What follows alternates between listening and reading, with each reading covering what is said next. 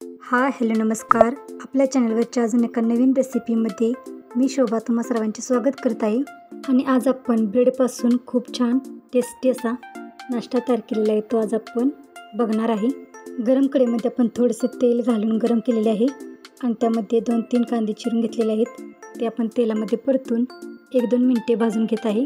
3 हिरव्या मिरच्या चिरून घेतलेल्या आहेत, थोडेसे अद्रक किसून घेतलेले आहे आणि थोडीशी कोथिंबीर चिरून घेतलेली आहे. ती आपण तेलामध्ये परतून भाजून घेत आहे. 1 शिमला मिरची आपण चिरून घेतलेली आहे, ती आपण तेलामध्ये परतून घेणार आहे. 1 गाजर आपण वरची साल काढून बारीक चिरून घेतलेले आहे, तेही आपण तेलामध्ये परतून थोडा वेळ भाजून घेणार आहे. बाजारातून मी स्वीटकॉर्न मका आणलेली, तर ती मी हळद आणि मीठ लावून मक्याची कणसे शिजवून घेतलेली, तर त्यातील आपण थोडीशी मक्याचे दाणे यामध्ये घालून परतून घेत आहे. 3 बटाटे आपण उकडून घेतलेले आहेत, तर ते मी बारीक करून घेतलेले आहेत, तर तेही आपण यामध्ये घालून परतून घेणार आहे.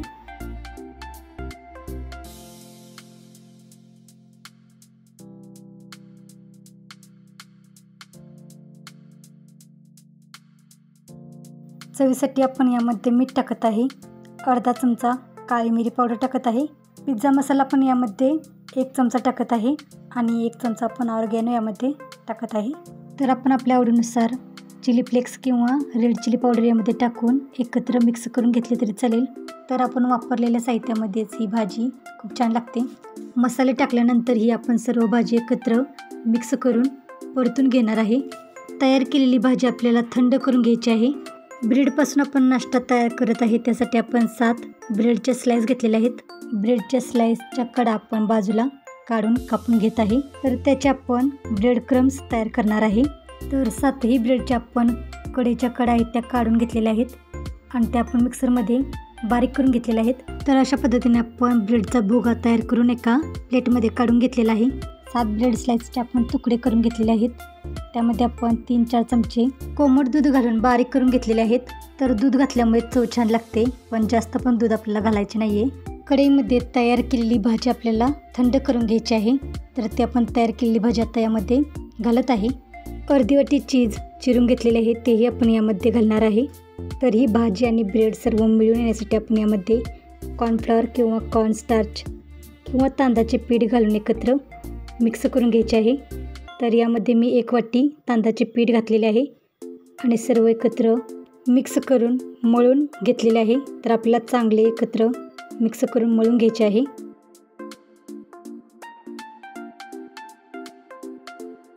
हाताला थोडेसे तेल लावून आपण तयार केलेल्या पिठाचा छोटासा गोळा घेऊन आपण आपल्या आवडीप्रमाणे त्याचे गोल किंवा टिक्कीगत आकार देऊन आपण ते तयार करून घ्यायचे आहेत. तर बाजारामध्ये विकत फिंगर रोल्स मिळतात, त्या पद्धतीने मी तयार करून घेत आहे. तर अशा पद्धतीने आपल्याला रोल्स तयार करून घ्यायचे आहेत. रोल आपल्याला चांगले तयार करून घ्यायचे आहेत, नाहीतर ते तळताना तेलामध्ये फुटतील. त्यामुळे आपल्याला रोल तयार करताना चांगले एकसारखे मळून रोल तयार करून घ्यायचे आहेत. तर आपण सर्व पिठाचे अशा पद्धतीने रोल्स तयार करून घेणार आहे.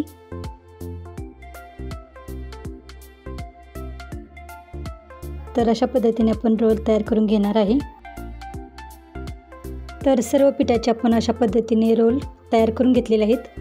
3-4 चमचे आपण मैद्याचे पीठ घेतलेले आहे. मैद्याचे किंवा तांदळाचे पीठ आपल्याला घ्यायचे आहे. यामध्ये आपण थोडेसे पाणी घालून पीठ एकत्र मिक्स करून घेत आहे. तर पीठ आपल्याला जास्त पण पातळ करायचं नाही आहे, थोडंसंच पाणी घालून आपण आता पीठ एकत्र मिक्स करून घेत आहे. तर अशा पद्धतीने आपल्याला पीठ एकत्र मिक्स करून घ्यायचं आहे. रोल प्रत्येक वेळी पिठामध्ये एकत्र मिक्स करून घेताना आपल्याला चमच्याने पीठ एकत्र चांगले मिक्स करून घ्यायचे आहे. आता तयार केलेले रोल आपण एक घेऊन मैद्याच्या पिठामध्ये बुडवून घेणार आहे आणि नंतर त्याच्यावरती आपण तयार केलेले ब्रेडचे क्रम्स लावून घेणार आहे आणि अशा पद्धतीने आपण रोल तयार करून घेणार आहे. तर अशा पद्धतीने आपल्याला सर्व रोल तयार करून घ्यायचे आहेत.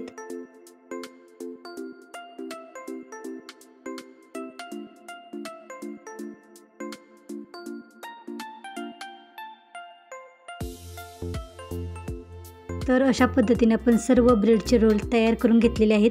तर हे तयार केलेले रोल आपल्याला 10-15 मिनिटे तरी फ्रीझरमध्ये ठेवायचे आहेत आणि नंतर आपल्याला जेव्हा खायचे असतील तेव्हा आपल्याला गरम तेलामध्ये तळून घ्यायचे आहेत।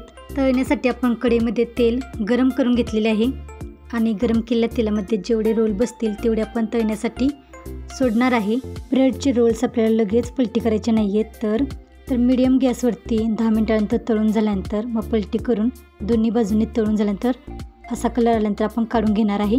तर असे ब्रेडचे रोल तयार करून आपण फ्रीजरमध्ये 15-20 दिवसांसाठी ठेवू शकतो आणि जेव्हा आपल्याला खायचे तेव्हा आपण फ्रीजमधून काढून तेलामध्ये तळून गरमागरम पाहिजे त्या वेळेला खायला घेऊ शकतो। तर आता पावसाळा आहे आणि अशा पद्धतीने तयार केलेले ब्रेडचे रोल्स खायला खूप टेस्टी लागतात।